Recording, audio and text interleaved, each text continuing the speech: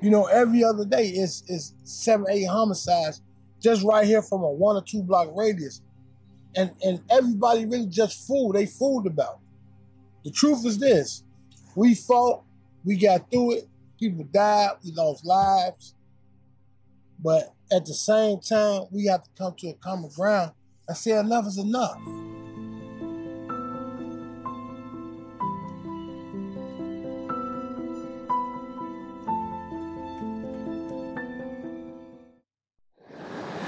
Wow, out of all the days that I've been on the roof, I must say I am really, really excited today to talk with you about some rooftop revelations.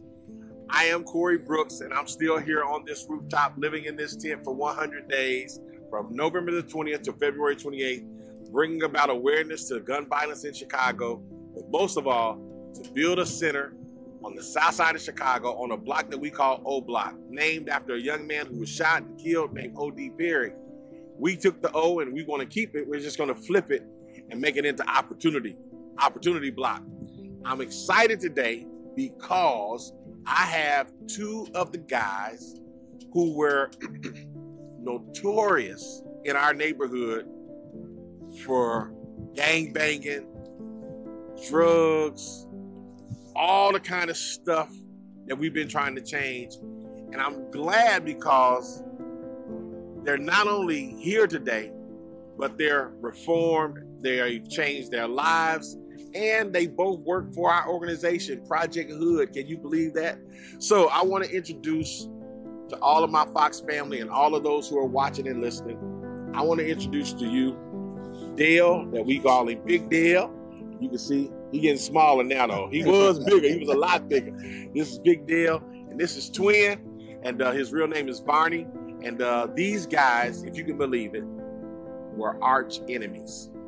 They were on 2 different sides. He was a GD, gangster disciple. He was a BD, a black disciple.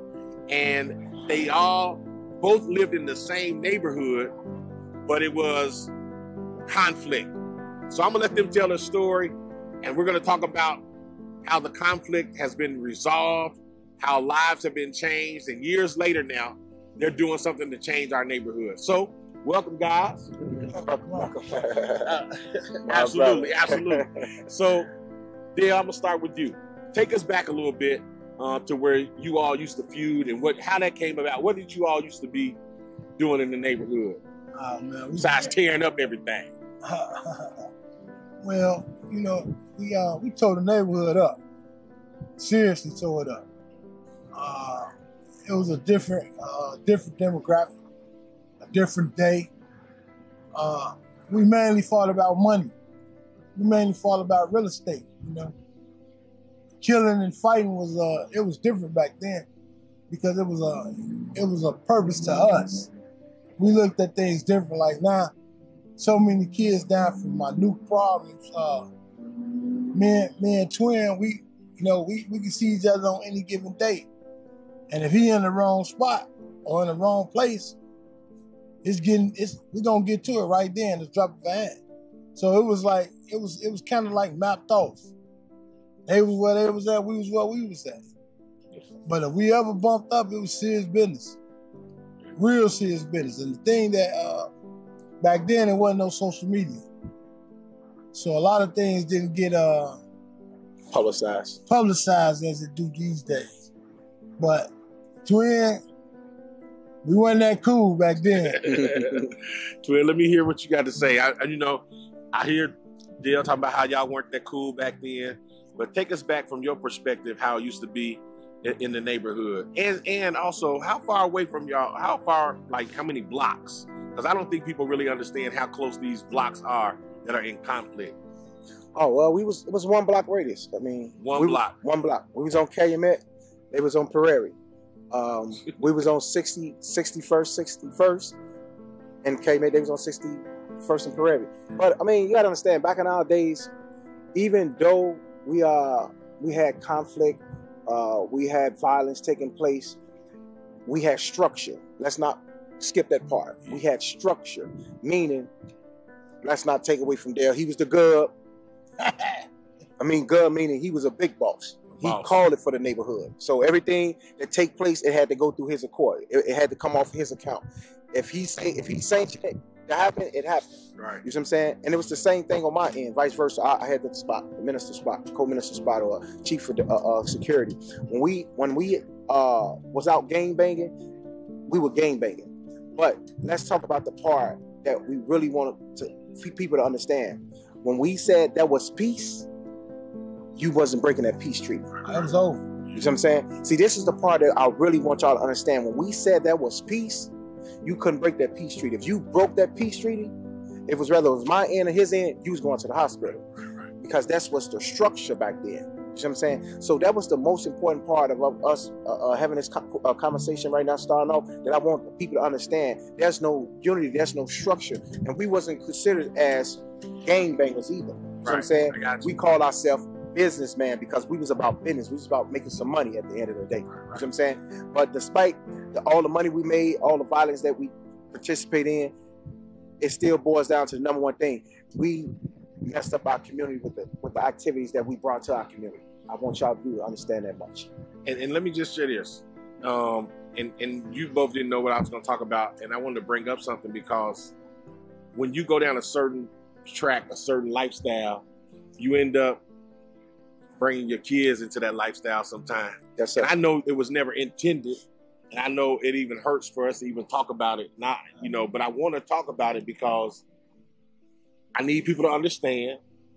And I know y'all, so y'all, I love y'all. Y'all love me, so I don't have to pull punches. No question. But your son was shot, and he's in a wheelchair, paralyzed. My son was shot. Your namesake too. Yeah, Little Vernie. My firstborn was shot. Somebody pulled up on him. He was in a car, shot at him 30 times, and he got hit one time in the back and it paralyzed him. So he's paralyzed from the chest down. He's been paralyzed for 5 years now. And when that situation took place, I was just coming home from jail due to the fact that I knew my son was out in the streets doing street activities. The city thought maybe that it was going to be an uproar, but I took to social media, something I really don't do. But I wanted the world to know and understand that there would not be a retaliation despite what happened to my son, because at the end of the day, I know he's in the street. I know he has caused harm on somebody else's child, so there won't be no retaliation. And I just thank God that my son, you know what I'm saying, that perished from this incident, even though he's paralyzed. But I had to sit him down and help him understand it's a timeout for a lot of things. You know what I'm saying? Because we losing a lot of kids' lives in the process of the situation. Absolutely. And Neil, twin son was shot. Even though he was paralyzed, he lived.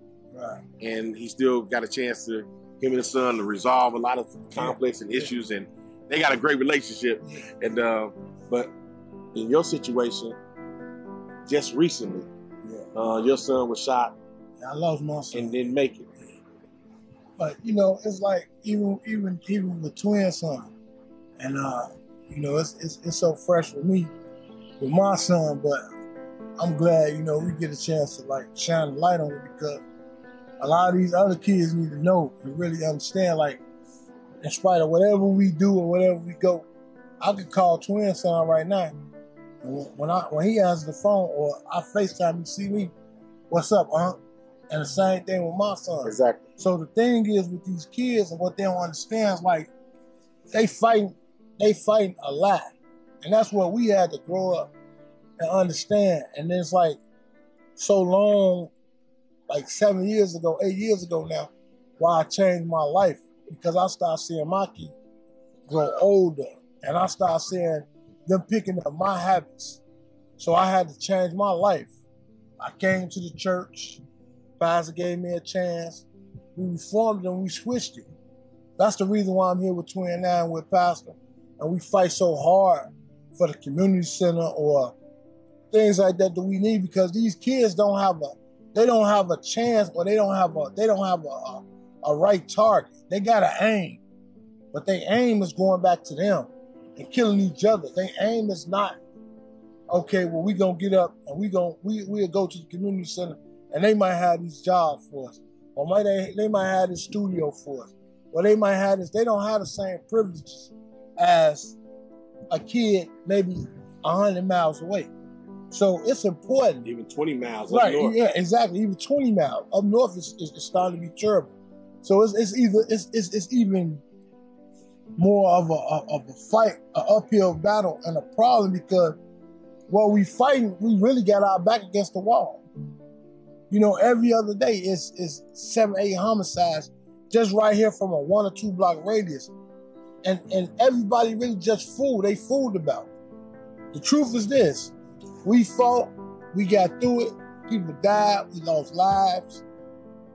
But at the same time, we have to come to a common ground and say enough is enough.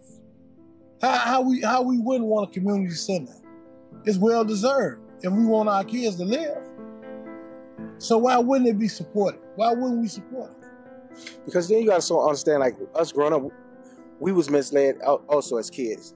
We didn't have a pastor in the neighborhood 7 days a week, 24 hours on call like you. You know what I'm saying? We was raised up with a gun in the pack. You know what I'm saying? And our older guys, they misled us. One of our older heads here, he worked for the church. You know what I'm saying? And he's still my old head, and I respect him to this day. But if I know what I know now, I'd have took a different route in life. You know what I'm saying? You know what? I want to say something about what you just said. You knowing what you know right now. So what are you doing right now with the knowledge that you have? Like, what type of work are you doing, and what is that all about? Well, I mean, right now, you know, thanks to you, you gave me the opportunity, you gave me the chance, although my background doesn't speak for it, but you gave me a chance to come to the community. I work for the Project Hood Violence Prevention Team, as well as my brother Dale here. We on the line every day, 7 days a week. You know, calls come out saying shots fired.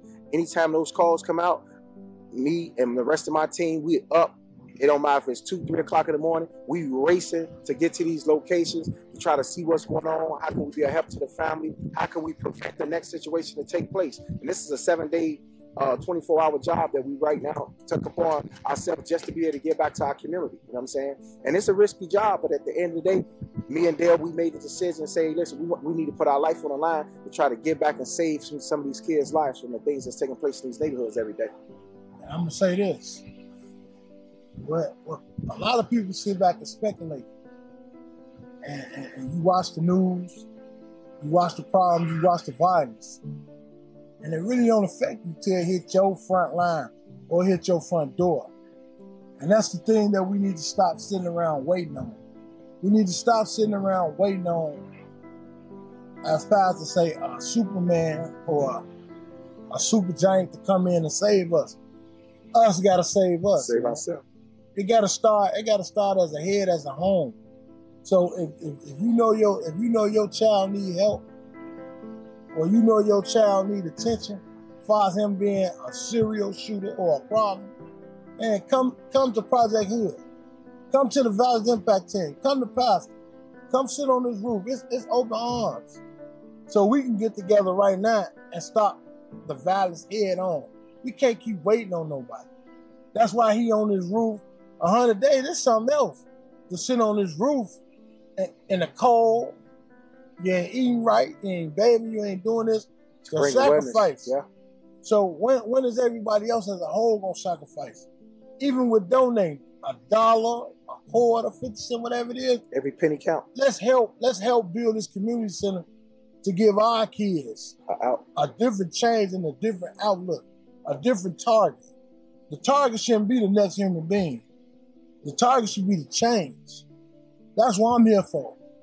I mean, I changed my life to change, not just to save my kids, because I got a lot of kids just like Pastor that's not my kids, or like Twin that's not my kids, or any other people that's with the VIT team. You know, I'm grieving right now. My son been gone almost 40 days, but I'm still gonna do the work because this is what he will want. You know, you do the history on my child. I don't have bad kids. My kids ain't shot nobody, ain't killed nobody. But it's the way of the world. Guilty by association. So we got to change it. If we don't do nothing to change it, it's not never gonna happen. And it's not no walk in the park. This ain't no walk in the park. But if somebody get a time up 100 days, imagine that. We have to start looking at situations to put ourselves in the next man's shoes or the next woman's shoes. We got to change. I think that's the perfect way to end the show. the Rooftop Revelations here on the south side of Chicago. I love these two guys. I love the changes that they made. I love what they're trying to do. But most of all, I love that they're worried about the whole neighborhood, not just their kids, but all kids. Until tomorrow, I just want to say thank you, Fox, for giving us this platform, and peace. Peace.